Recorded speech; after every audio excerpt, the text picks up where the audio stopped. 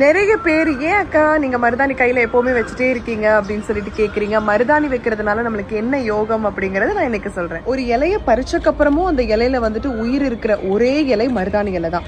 அந்த மருதாணி இலையை நம்ம அரைச்சு 15 நாளைக்கு ஒரு குறிப்பா அமாவாசை, பௌர்ணமி இந்த மாதிரி நிறைஞ்ச நாள் அன்னைக்கு உங்க கைகள்ல வந்து நீங்க இட்டுட்டே வரும்போது நம்மளுக்கு பாசிட்டிவ் எனர்ஜி நிறைய கிடைக்கும், ஆயுள் தீர்க்க சக்தி இருக்கும், சுமங்கலித்துவம் பெருகிட்டே இருக்கும் அப்படிங்கிறது எல்லாத்துக்கும் தெரிஞ்ச விஷயம் தான். நல்லதோ கெட்டதோ அது வந்து நம்ம வாழ்க்கையில நடக்கிறது இந்த கைகள்னாலதான். அப்படிதான் இந்த நகங்கள்ல நம்மளுக்கு வந்து எப்பவுமே மருதாணி இருந்துட்டே இருக்கிறது நம்மளுக்கு வந்து ஒரு பெரிய காப்பு சக்தியா அது இருக்கும். இந்த சிவப்பு கலருக்கு மந்திர சக்திகளையும் தெய்வீக சக்திகளையும் ஈர்க்கக்கூடிய ஒரு சிறப்பான அம்சம் இருக்கு. நீங்க சாதாரண கையில திருநீரோ குங்குமமோ வைக்கிறத விட மருதாணி வச்ச கையில திருநீரும் குங்குமமும் விடுறதுக்கும் நிறைய வித்தியாசங்கள் இருக்கு. பெண் குழந்தைங்களுக்கு கூட நீங்க தலைவாரி பூ வச்சு விடும்போது மருதாணி இட்ட கையினால நீங்க அதை பண்ணீங்கன்னா அவங்களுக்கு சிறப்பான பலன்கள் கிடைக்கும். பெண் குழந்தைங்களுக்கும் அடிக்கடி கை நிறைய மருதாணி வச்சு விடுங்க, அவங்களுக்கு ஞாபக சக்தியை நல்லா கொடுக்கும்.